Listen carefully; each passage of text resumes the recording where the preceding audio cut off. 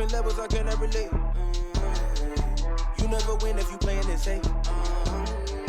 It's all a game until you get played. There was a rally in Frisco, Texas that went down over the weekend. This was held by a group called Protect White Americans from Black Violence. Yes, there is a group of people out here who, for some reason, they believe that they need to protect white people from getting hurt in violence by black folks. Talk about virtue signaling. But they had this rally, and it was supposed to be in the honor of Austin Metcalf, the young teen who tragically lost his life in a stabbing incident that happened at a Frisco Independent School District track meet that has caused a lot of social media, I guess you would say, outcry about it. And from the get-go, I have, on this channel, I have articulated the point and made it my view that it should not have never been about race. This was always just a tragic incident that happened between two kids. If cooler heads would have prevailed, maybe this wouldn't have happened. It's a tragic situation that a lot of people can learn from. But in the midst of this, you have the kid who has been charged with first degree murder, Carmelo Anthony.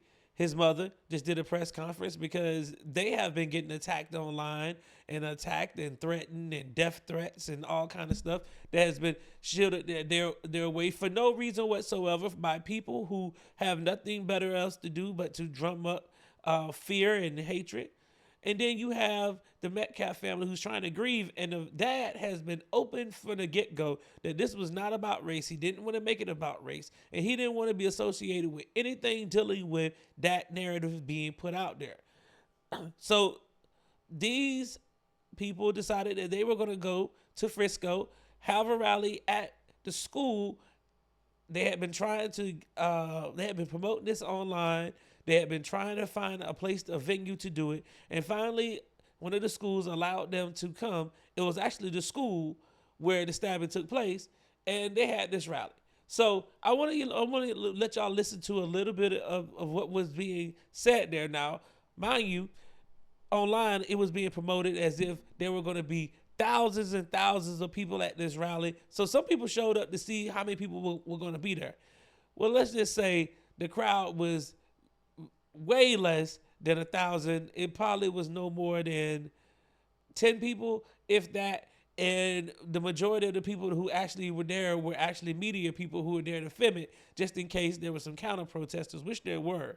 And it got a little rowdy. So let's take a look at what happened at this rally, because I just want y'all to hear this guy. He's one of these January 6th guys.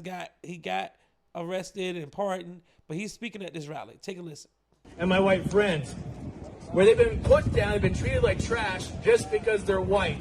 And there's so many people say, oh, it's not true, it's not true. It is true. I see it day after day, month after month, year after year, and I'm tired of the anti-white racism. I'm tired of the anti-white hate. I'm tired of the anti-white violence. I will stand on top of a damn bus and scream that we are going to end this shit right now. That's my brother Philip Anderson. Philip Anderson is a January 6th patriot and Yeah. Somebody Anderson. He was up there at the rally, just making his presence known, I guess. Don't you see, when a lot of people out there saw somebody on the ground just kind of flopping over like, oh my God, they're crying. It just don't make any sense. But then what makes it even sickening, right? Because, like as I said, Jeff Metcalf, the father of Austin Metcalf, from the get-go has said that he didn't want this to be about race at all. He didn't want any parts of it to be done about race. He didn't want that narrative to be drawn up. He's a Christian guy. He already forgiven them. He just wants to move on. But no, these people will not respect his wishes. So the guy who actually is the president of this group, his name is Jake Lang. He's another January 6th guy who got arrested. He absolutely called Jeff Metcalf on the phone at the rally and wanted him to come out there and speak or say something.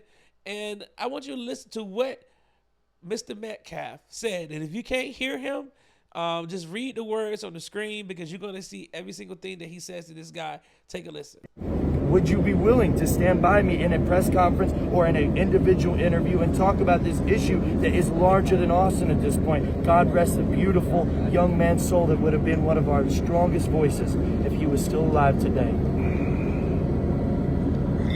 Now, before he starts, you see, he just said, "Hey, would you mind being come out here and just stand with me at a press conference, and so we can do this." God bless his young soul. He would be such a guy for our cause. Listen to Mr. Metcalf. Yes, I am, sir. Okay, my turn to speak.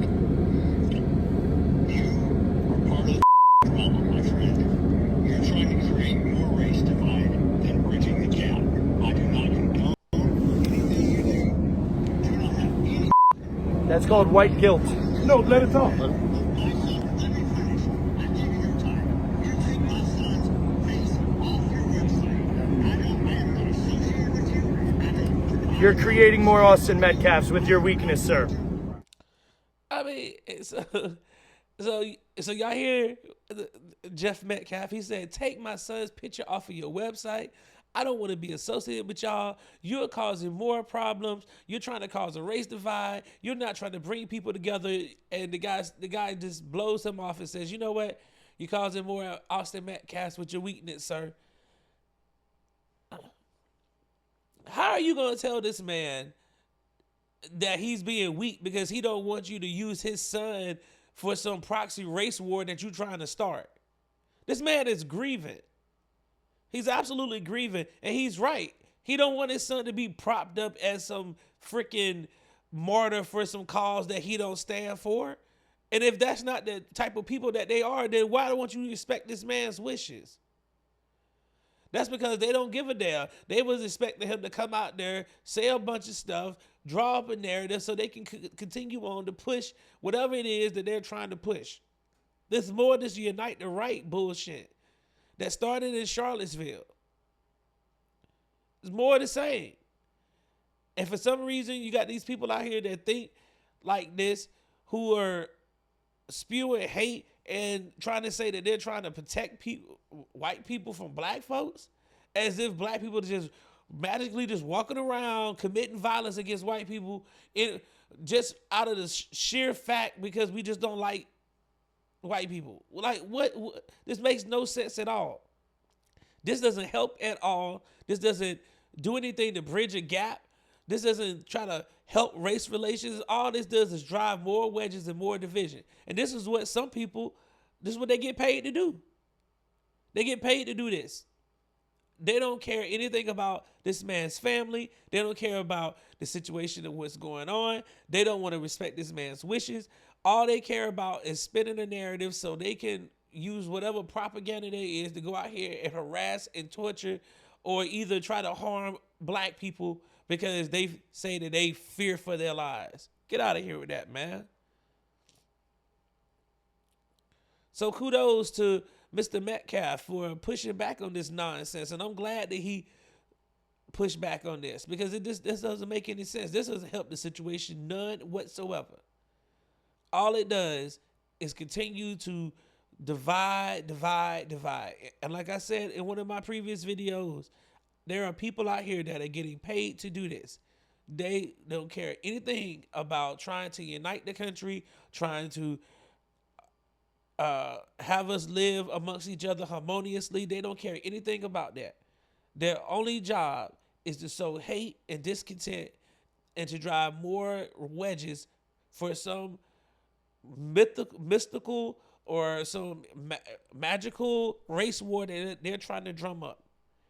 And I'm glad that there are people out there that have common sense enough to not push this narrative and don't want this stuff to be going on. Shame on them.